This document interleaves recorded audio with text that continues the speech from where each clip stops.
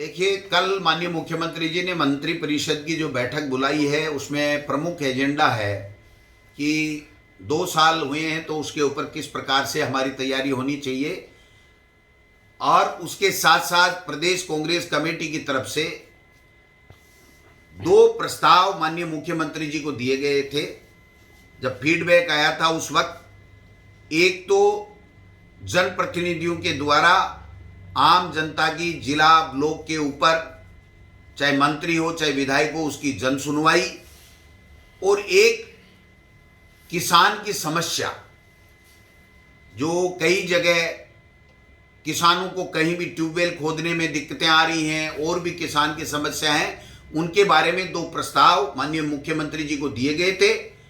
मैं आशा करता हूं कि हमारे मुख्यमंत्री जी कल की कैबिनेट में, कल की मंत्री परिषद की बैठक में 2 साल के साथ साथ कोई ऐसे फैसले करेंगे जिससे आम लोगों को राहत मिलेगी और गुड गवर्नेंस में और 4 चांद लगेंगे, और भारतीय जनता पार्टी जो विपक्ष की भूमिका नहीं निभा रही है, मैं समझता हूं कि उनको अलग करते हुए हम जनता के बीच में सब जनप्रतिनिधि जाकर के जनता के प्रति जो भी उनकी समस्याएं हैं उनका समस्याओं का समाधान करेंगे और उनको गुड गवर्नेंस का आभास कराएंगे और योजनाओं का पूरा लाभ दिलाएंगे। तो प्रस्ताव है उसमें हमने यही कहा है कि मंत्री के साथ साथ विधायक भी अपने ब्लॉक में, जिले में, अपनी क्षेत्र में जाकर के जन सुनवाई करे। तो मैं समझता हूं इसके बारे में मंत्री परिषद में माननीय मुख्यमंत्री जी कोई निर्णय लेंगे। चल रहा है इसके ऊपर माननीय मुख्यमंत्री जी कल चर्चा करके कोई निर्णय लेंगे। हमने जो जनता का फीडबैक था उसके आधार पे ये 2 चीजों के प्रस्ताव माननीय मुख्यमंत्री जी को प्रदेश कांग्रेस कमेटी की तरफ से दिए हैं कि एक तो किसानों के कुएं ट्यूबवेल खोदने या पीने के लिए या एग्रीकल्चर के लिए, इसके लिए सुझाव दिया है कि इसका कोई रास्ता निकाला जाए, किसान को परेशानी नहीं हो। एक मुख्यमंत्री जी ने फैसला, आपने देखा होगा कि बिजली की VCR को 50% के बजाय 20% करने का फैसला किया था। एक ये किया था कि अगर नॉन कंज्यूमर है तो भी वो जाकर के 50% में अपनी सेटलमेंट करवा सकता है। तो काफ़ी फैसले बिजली को लेकर के किए थे, लेकिन ये भी एक फैसला है जिसके आधार पे आगे किसान को रिलीफ देने की बात है। और एक जो जन सुनवाई, आम जनता ये महसूस कर सके कि हाँ, हमारी सुनने वाले हमारे जनप्रतिनिधि और अधिकारी हमारे साथ खड़ी है, हमारी सरकार हमारी जन सुनवाई करके और हमारी समस्याओं का समाधान कर रही है। इस प्रकार का कोई निर्णय माननीय मुख्यमंत्री जी कर सकते हैं। जो किसानों के समर्थन में भारत बंद का ऐलान तमाम पॉलिटिकल पार्टियों ने एनडीए को छोड़ करके किया है, और एनडीए में से भी मैं समझता हूं शायद बेनीवाल जी तो बंद के समर्थन में रहेंगे, इसलिए एनडीए भी टूट चुका है एक तरीके से। तमाम कांग्रेस पार्टी के नेता और कार्यकर्ता किसान के साथ कंधे से कंधा मिला करके इस विपदा की घड़ी में उसके साथ रहेंगे। भारत बंद पूरी तरीके से सफल रहेगा, पूरा राजस्थान बंद रहेगा और इनको मुंह की खानी पड़ेगी। जैसे लैंड एक्विजिशन एक्ट को संशोधन करने के बजाय उनको वापस लेना पड़ा था वो प्रस्ताव, उस तरीके से किसानों की मांग को मान करके इनको ये तीनों काले कानूनों में या तो वापस लेने पड़ेंगे या किसान की मर्जी के मुताबिक संशोधन करना पड़ेगा। 3 साल सरकार आपसे गिरेगी और ना आने वाले 5 साल में आपकी सरकार आएगी, क्योंकि आपके यहां पर 6 मुख्यमंत्री के दावेदार बने बैठे हैं।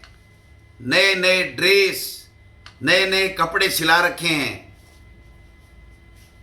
कोई कहता है कौन बनेगा, आपके नेता प्रतिपक्ष और प्रदेश के अध्यक्ष जी बयान देते हैं, उसके ऊपर उपनेता बयान देते हैं।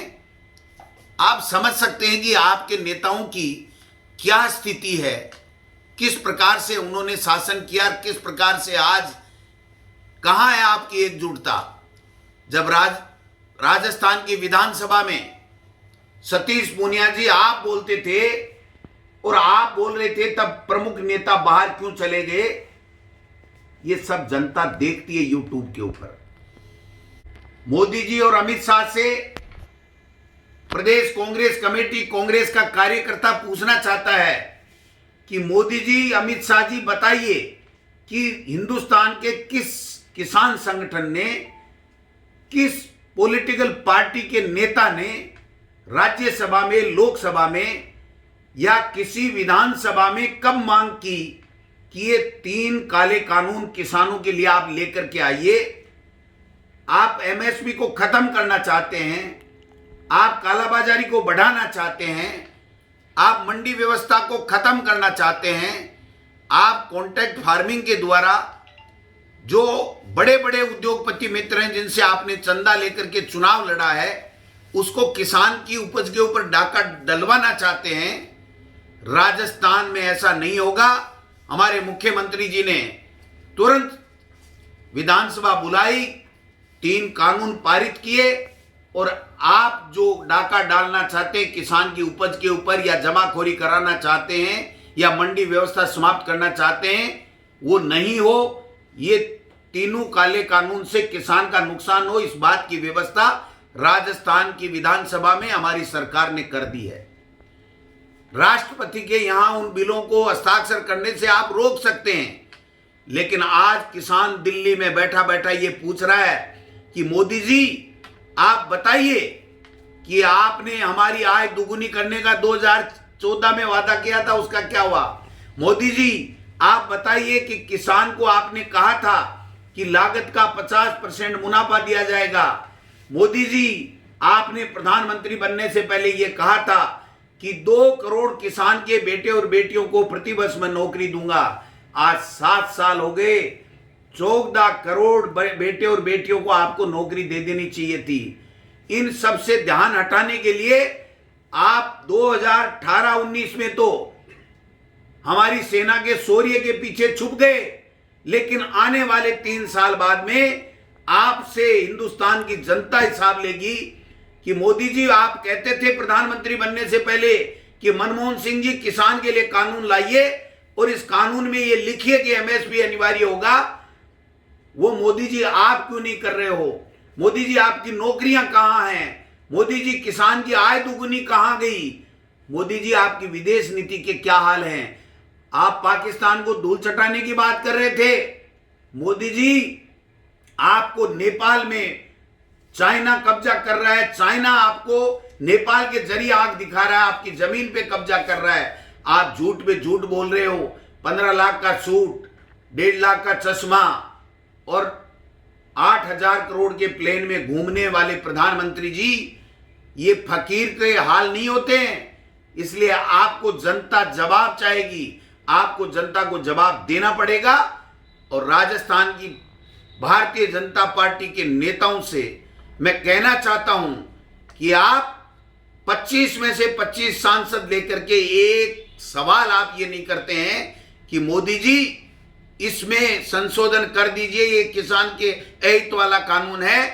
और उसके बजाय आप उजूल बुजूल बयान दे करके हमारी सरकार को, हमारे सरकार के मुखिया के खिलाफ आप बयान देते हैं और ऐसे बेतुके बयान देते हैं। खुद बौखलाए हुए हो, क्योंकि अमित शाह आप सबकी छुट्टी करने वाला है कि आपने मुझसे वादा किया था कि हम सरकार गिरा देंगे।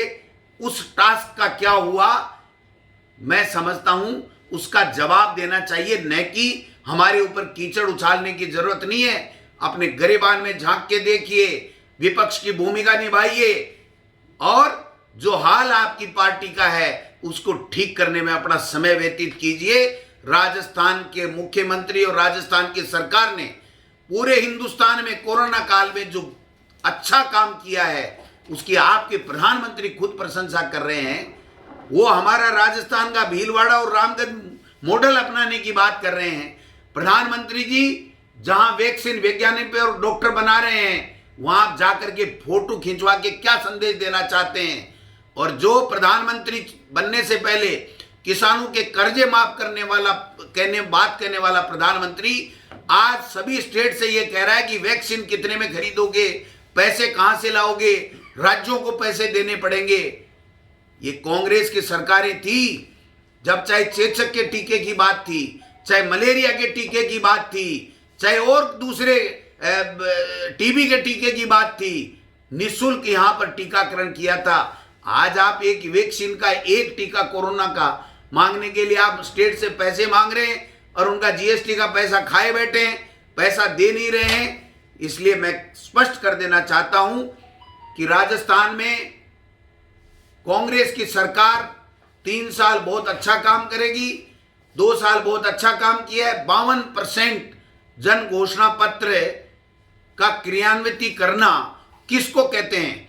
आप ये ब्लैक पेपर निकाल रहे हैं, आप 52% जो हमने रिपोर्ट कार्ड दिया है उसमें कमी निकालिए, एक कमी नहीं निकाल सके आप, एक कमी नहीं निकाल सके।